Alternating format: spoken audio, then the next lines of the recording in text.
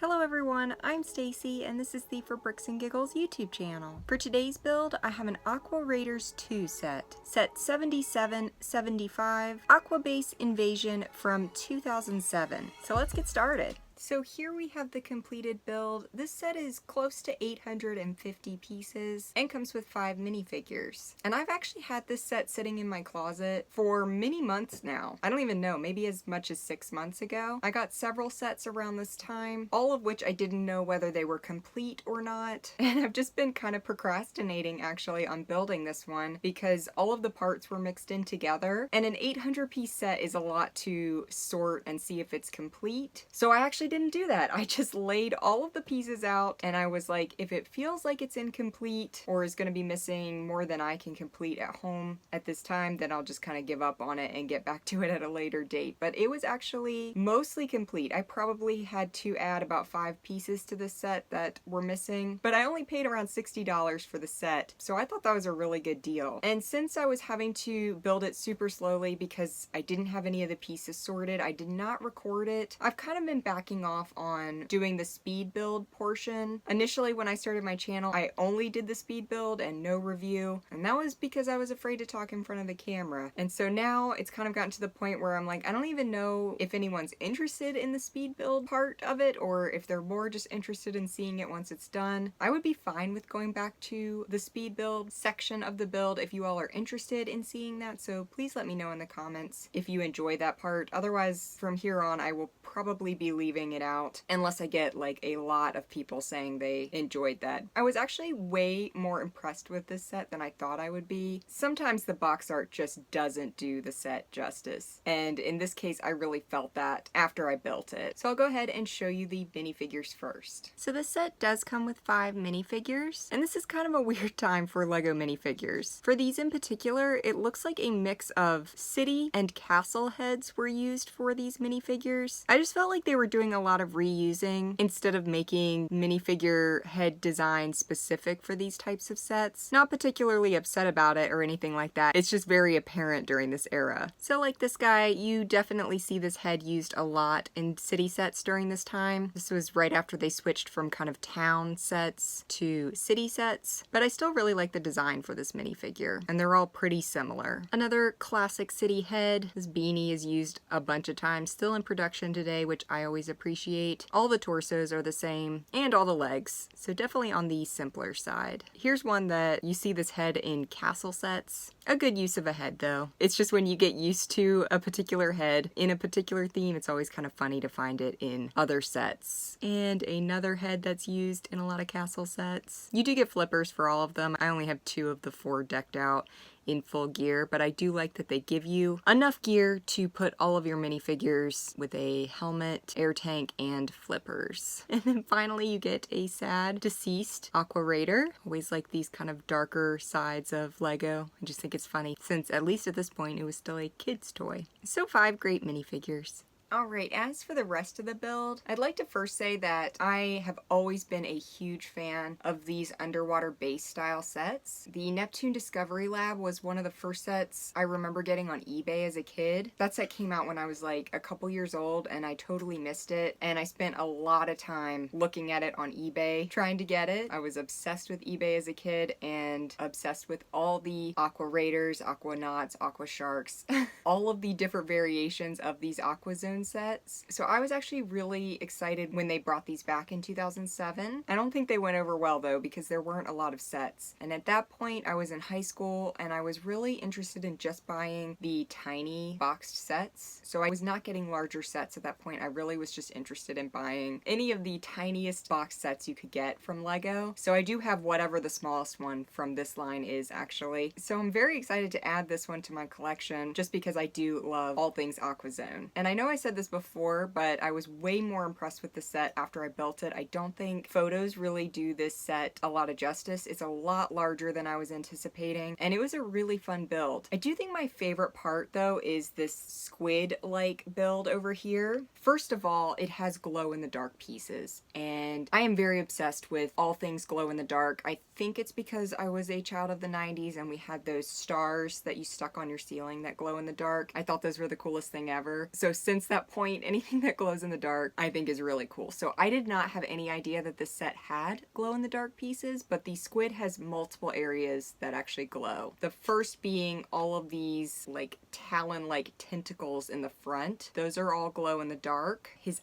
eyeballs here on the side actually glow in the dark. And then there are these pieces, they're called like bionicle spines, but right around this poor little skeleton here, and these pieces also glow in the dark. I didn't even realize that that part came out as a glow in the dark color. I'd never seen that before. So that was a really cool surprise that this guy has so many glowing pieces. To be quite honest, I never even noticed the squid in the pictures.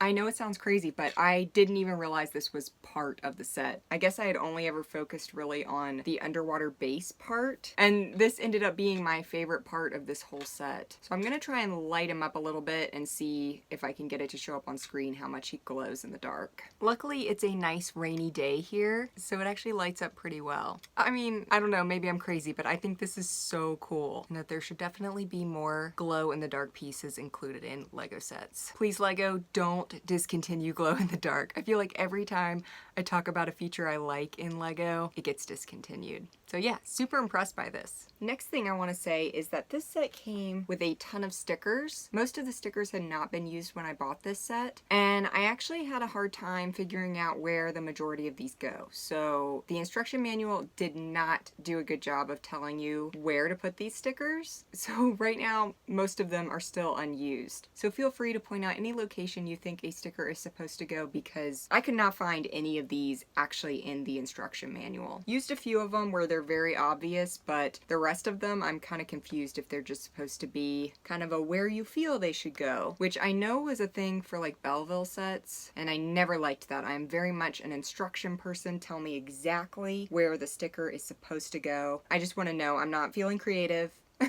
I don't want to guess. I don't want to waste a sticker and it's supposed to go somewhere else and I find that out years later. So until I know for sure, they will stay on the sticker sheet, because that's just my personality type.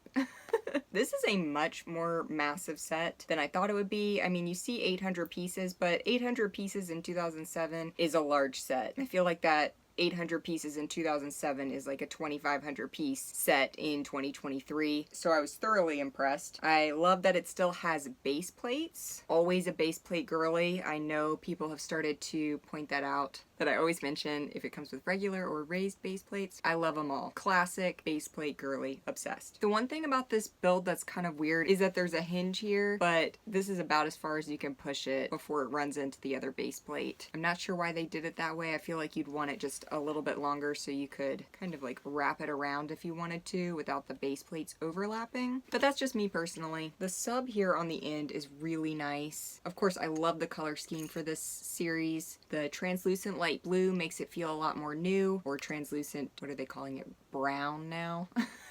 Was translucent black. They just updated the color name for that for whatever reason. Translucent dark blue would definitely make this feel like an older set, but I know they were trying to distinguish it from previous generations, so I definitely get that. I do like this build a lot. It's very compact, and the sides open, and inside you have this container still filled with chrome gold coins and classic jewels. So probably getting towards the end of the chrome gold coin era at this point. I don't know why I remembered these sets as being like between 2010 and 2013. I was actually really surprised when I looked it up and it said 2007. I guess I just misremembered, but yeah, 2000 set. I don't know how long the chrome gold coins last for, but I feel like this is probably getting towards the end of that. Really cute little build and sits nicely there. Makes the set feel more full and filled out with that submarine there. I'm actually just going to take these apart to make it easier to move this guy around. I mean, this thing is gigantic. It makes me want to build my Neptune Discovery Lab just to put them next to each other. But there are all kinds of accessories. Here at the top we have this device decked out with spears. They were definitely ready for this underwater creature attack. It does have a launcher in the middle of all of those spears.